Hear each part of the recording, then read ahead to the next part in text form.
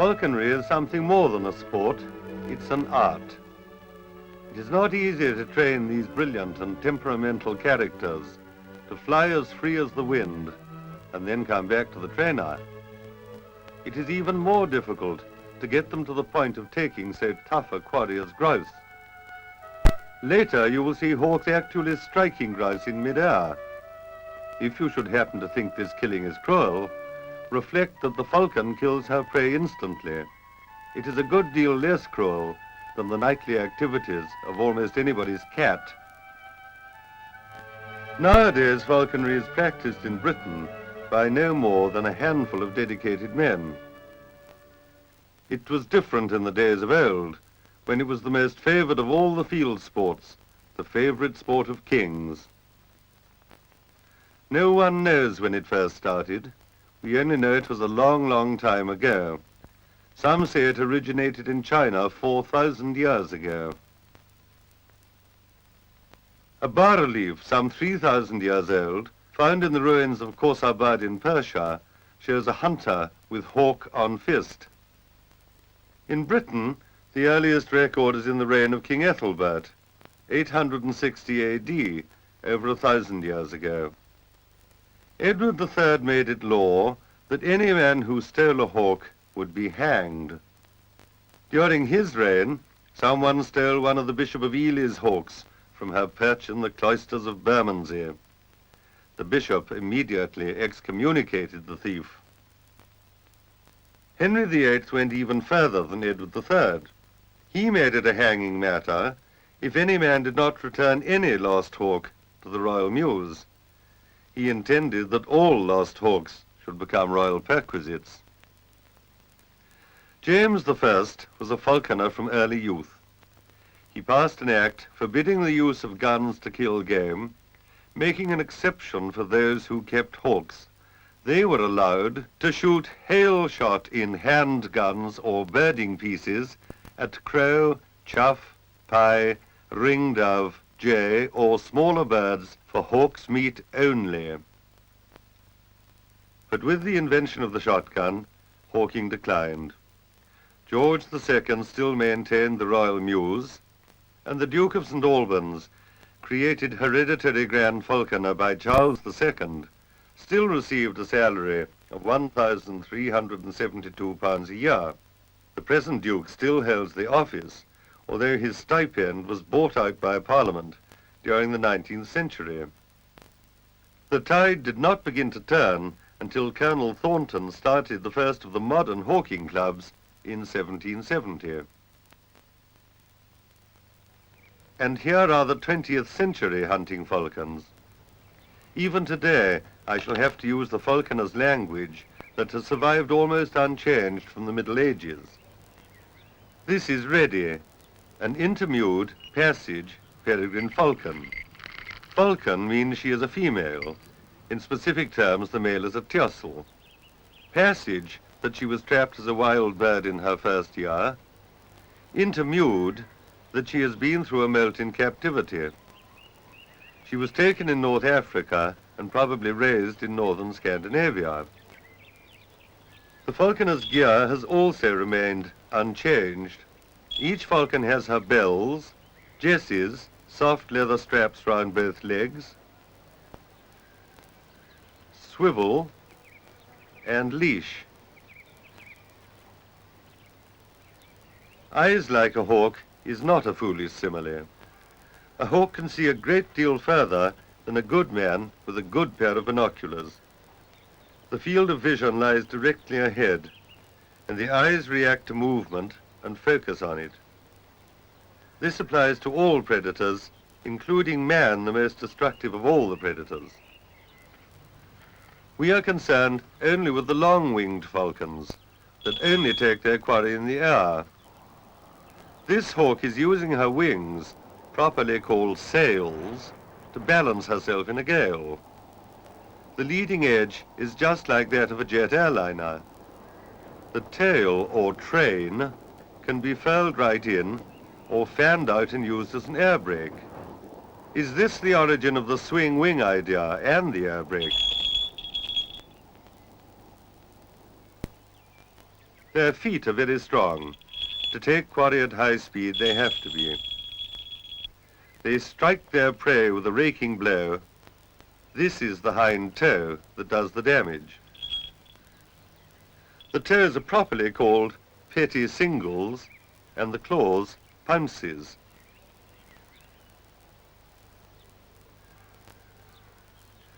All longwings have a tooth in the beak. They kill their victims instantly by severing the neck.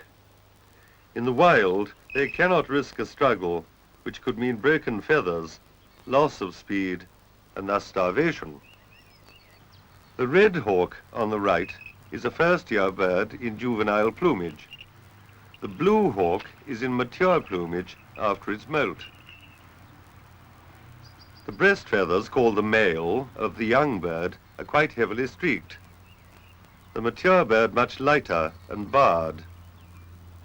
This tiercel in mature plumage has a patch of unmelted red on his wing covers. Each hawk is an individual with its own character and temperament, likes and dislikes. Gelad is an intermewed, haggard peregrine falcon. Haggard means she was trapped as a mature bird. Having reached maturity, killing for herself in the wild, she is very deadly indeed.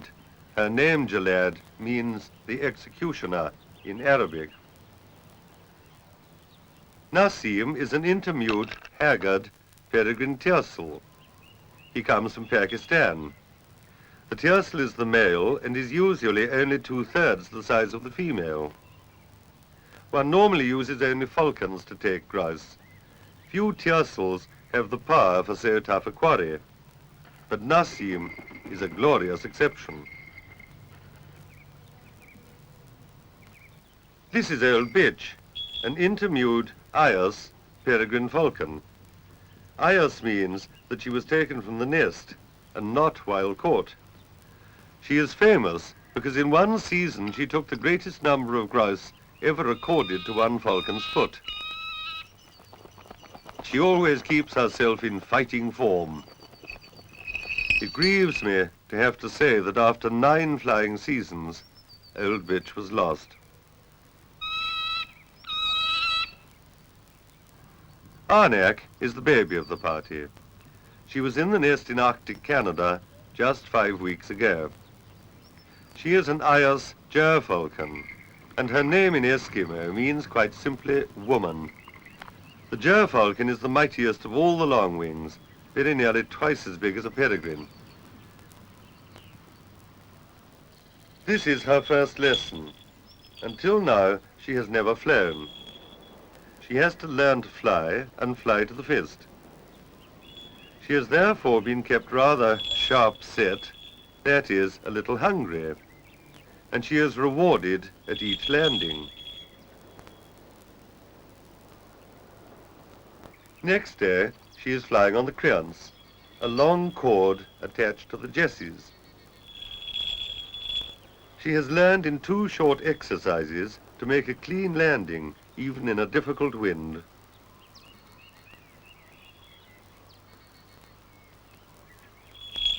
Then she gets tied up in the creance and hops around with the rather reptilian gait of one of the big hawks on the ground. So she gets a short jump to the fist to restore her nerve, and that's the second day's lesson finished.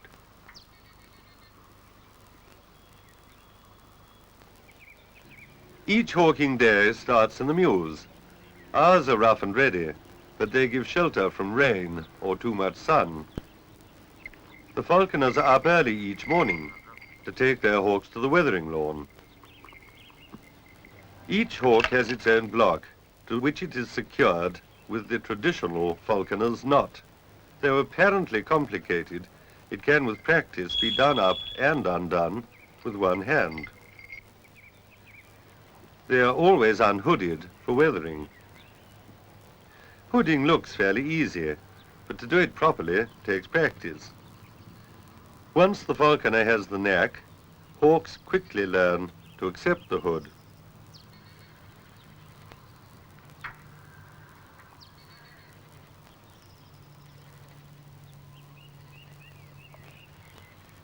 There are many different kinds of hoods. The Anglo-Indian, in 3 variations.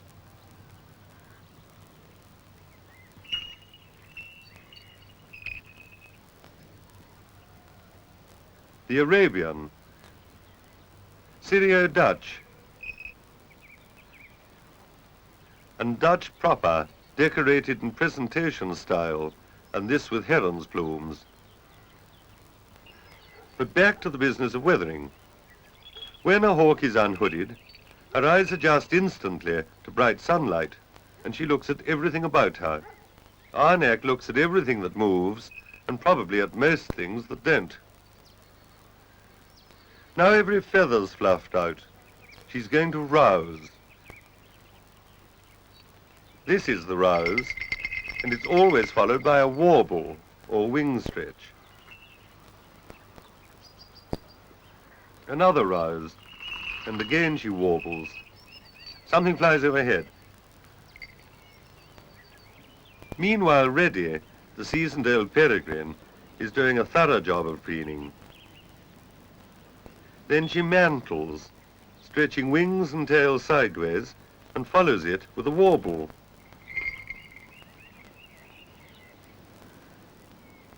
But something else is needed for well-kept plumage, a bath. It is said that wild peregrines never drink, but ours often drink their bath water.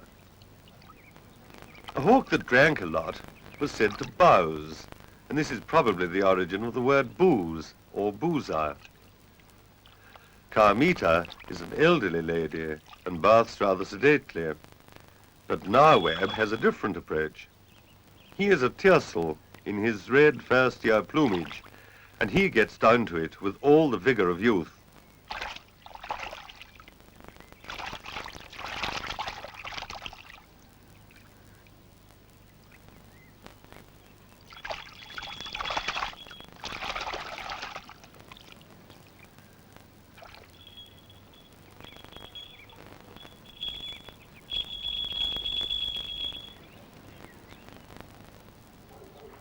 There's another important item in the weathering.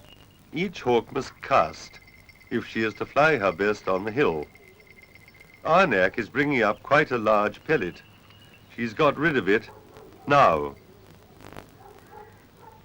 The casting is a soft ball of fur and feather put up in the crop. Hawks digest any bone they swallow, but not fur and feather. Other attentions have to be paid to them. A broken tail feather must be mended by imping. This is a running repair sort of job. A serious break has to be imped properly. Every falconer has his feather box. He selects from it a peregrine tail feather and matches it for size and color. Then he cuts the feather down to the right length. Takes a needle and checks that it's a good tight fit. He coats the needle in strong adhesive and rams it firmly into the quill.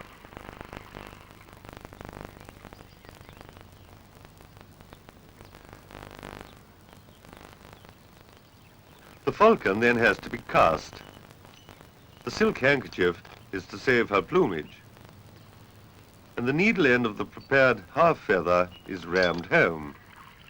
Imping must be done in seconds, not because it hurts the falcon, it doesn't, but so that she won't have time to get upset at the indignity of being cast.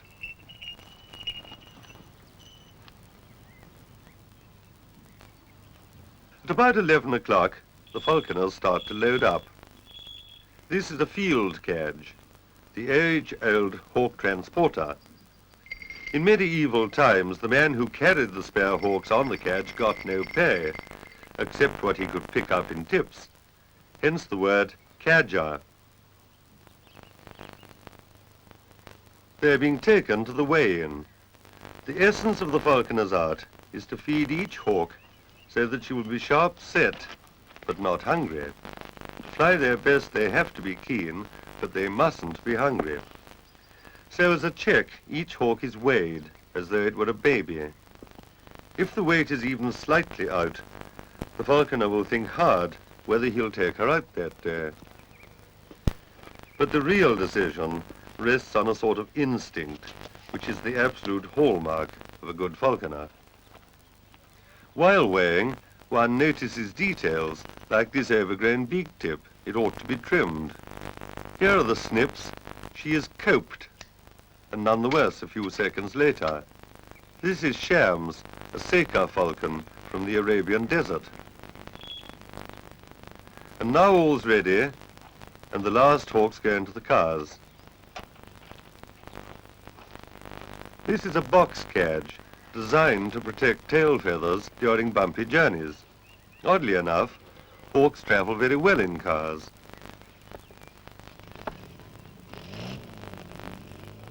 Off we go to the hill, making our way up the rough hill track to the old ruined croft, which is our rendezvous.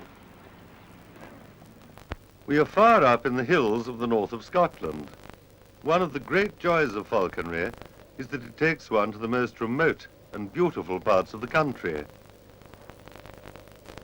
First, the pointers are released, and each falconer selects the hawk he will fly first.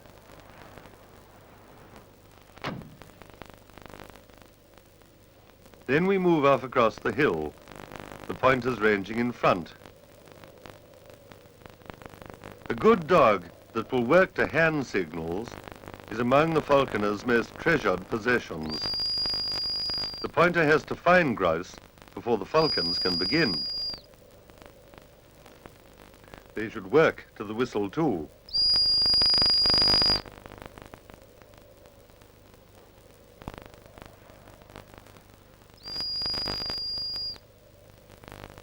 And Queen has got a point.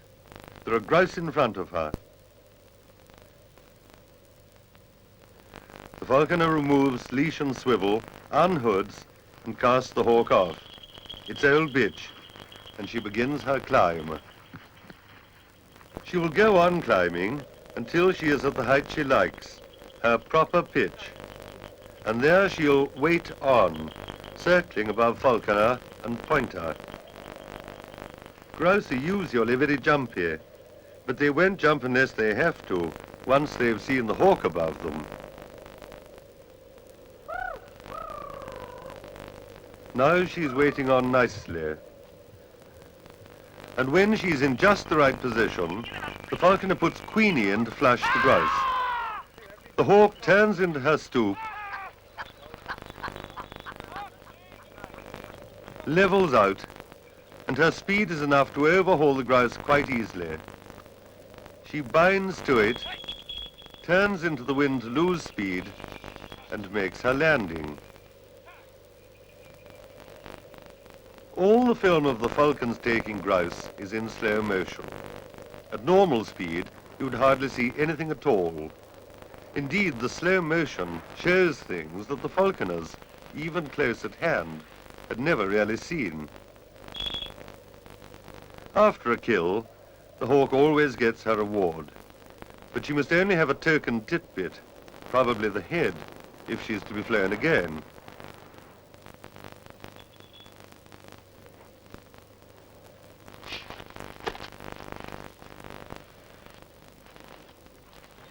Now it's Suki's turn. She's coming up to a point.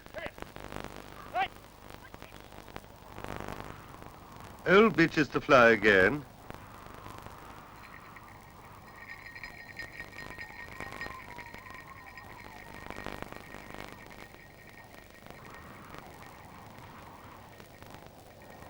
She's waiting on. Grouse up. Bitch plummets down. Whoa! Down, Queenie. Down, Queenie!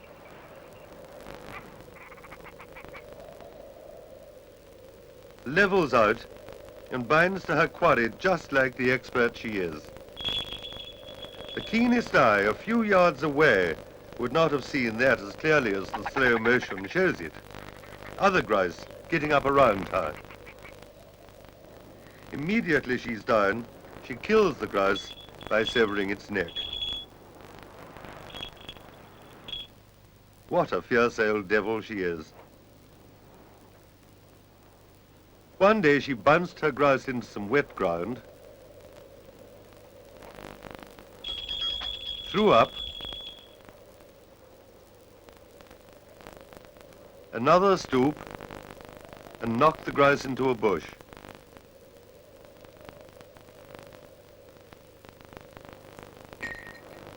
She threw up again, and then, very unusually for a peregrine, crashed right into the bush and killed her grouse there.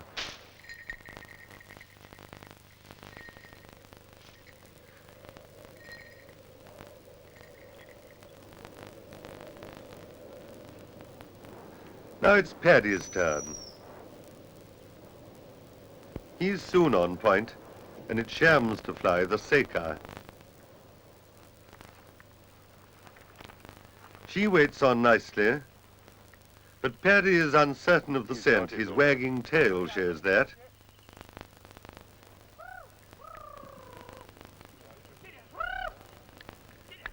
Now he's got it, but he puts the grouse up too soon when the hawk is out of position. She acknowledges the grouse, there, but doesn't try to fly them.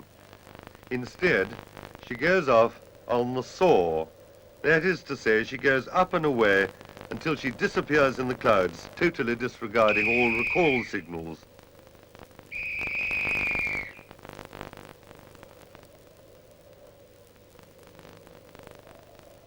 The fear of a lost hawk is every falconer's nightmare. Each waiting minute is an agony, and then suddenly she sweeps back across the sky, back in a long, low plane to the lure of a very relieved falconer.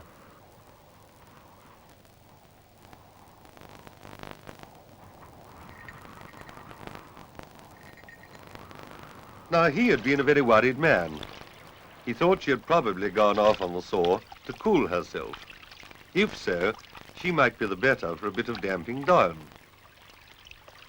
Then she's hung out to dry. And later in the day, she gets another chance.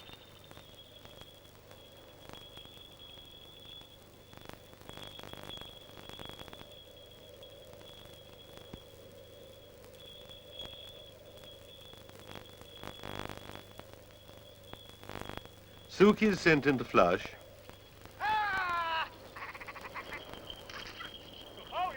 Shams comes down very fast, hits the grouse hard, a very short throw-up, the Seca speciality, and she has it.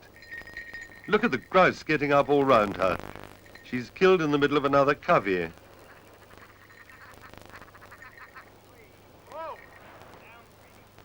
And now the falconer is the happiest of men. Shams has killed her first grouse, and it's a tremendous day for him. Luncheon at the old croft.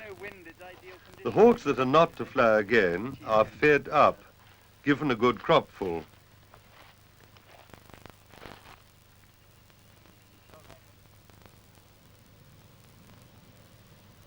Then they're hooded to spend the afternoon on a box cadge.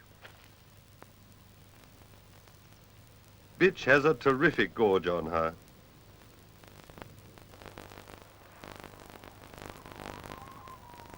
Now it's Nassim's turn. When he's cast off, this marvelous little tiercel takes one turn near the ground and then fights his way up. Up and up, until at about 800 feet, he waits on.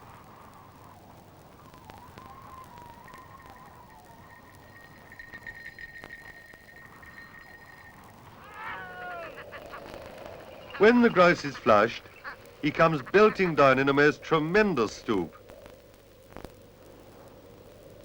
until far from us, he catches it a terrific clout, knocks it into the heather, throws up and lands on it. That really was an epic flight. He killed his grouse stone dead in the strike. Look at the great clump of feathers he knocked out. You can see why he needs height, to give him extra speed and power. He's a good deal smaller than the grouse. One day, little Nassim was attacked by a wild falcon, which made repeated attempts to grab hold of him. The lure, the recall signal, is madly swinging, and Nassim disengages the moment he can and comes back to safety.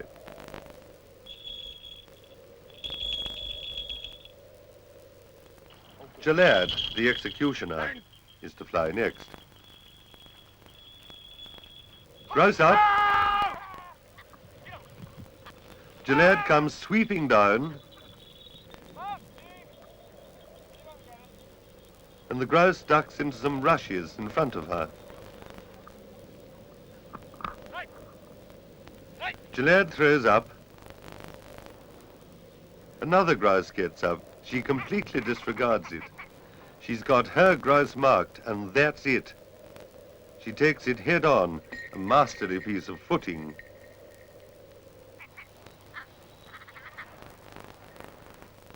Everyone needs a rest now and then. The exercise is strenuous.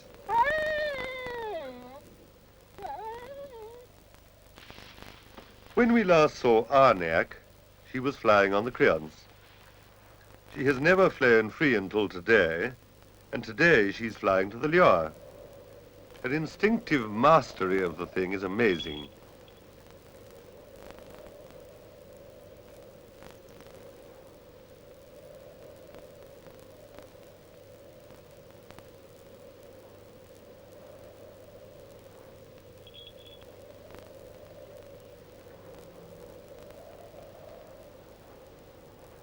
She's really enjoying herself.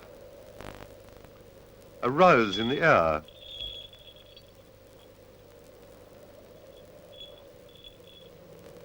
After a while, Roger puts out the lure, and she comes straight down to it.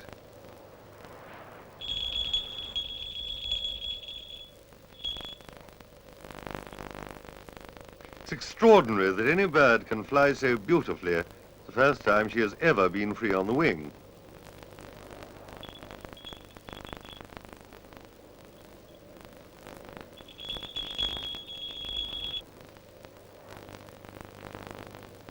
Looking about her. And back she comes to a thrown lure. What a magnificent bird she is, the gerfalcon, the hawk of kings. But she's still a novice, and it takes a little patience to get her hooded.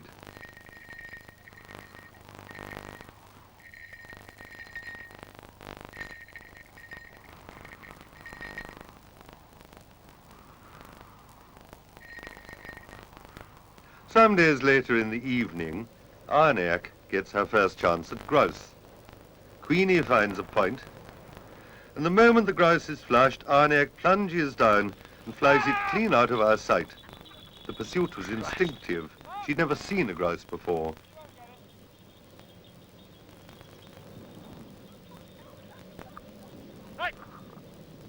Again, we had a very worrying few minutes.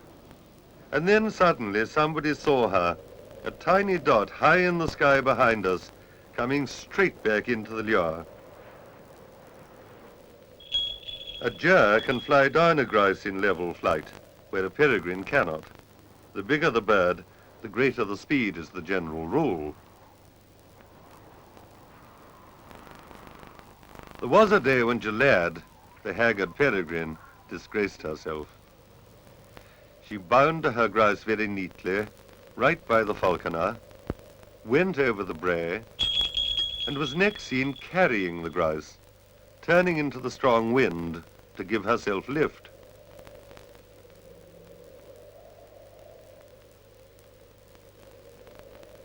She went on and on, right over the next shoulder and out of our sight. This is a great way to lose a hawk. She will be down somewhere, eating her grouse, in several square miles of heather, and nobody knows where. But about 2 hours later, after a long and intensive search, somebody heard her bell. She'd plucked her grouse, and as we arrived, was just drawing it. It was a great relief to get the leash back on her.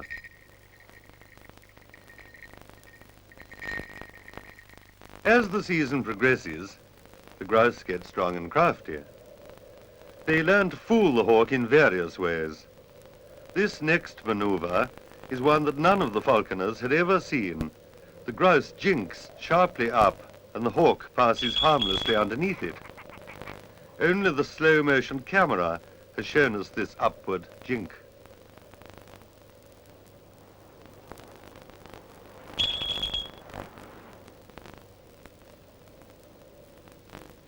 This grouse uses its short wings to do a tight turn to the left. The long-winged falcon has to fly in a wide circle around.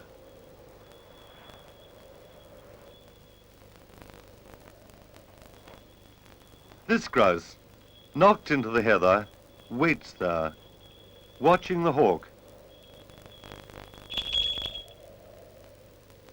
and gets up again the instant before the hawk touches it. From a standing start, the grouse is almost certain to get away.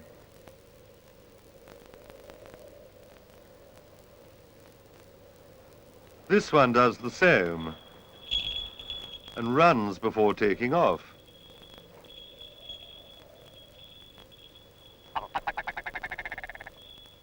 They often go through barbed wire fences, hoping to bring the hawk to sudden death. This one was wise enough to flip over it.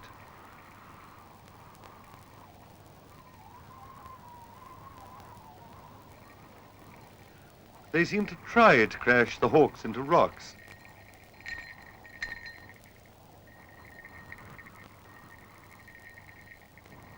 But the hawks get pretty good too. What a lovely bind. But she's dropped it. That grouse went right on and got away.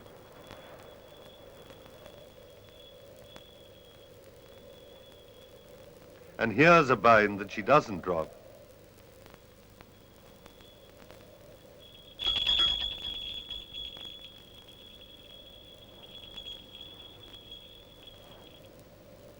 And another, so fast that she has to lose speed over about 300 yards before she can safely land.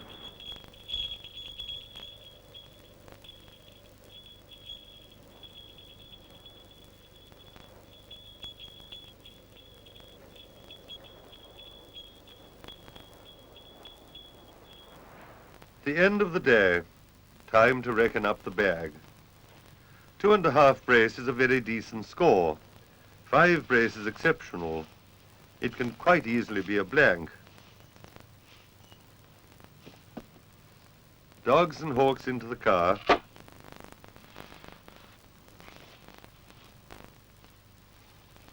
And we leave the hill to feed the hawks and finish the day's work at the mews.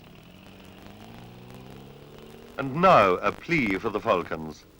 The sad truth is that their numbers are diminishing almost everywhere in the world. Pesticides, shooting and trapping, all take their toll. Falcons do the gamekeeper no harm. The wild peregrine will take grouse, but only a few. And the falcon hanging on the wind high up over the moor is the very best gamekeeper.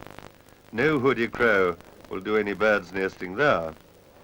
But apart from all this, we have no right to deprive future generations of the chance of seeing one of nature's great marvels, the headlong downward stoop of the long-winged falcon.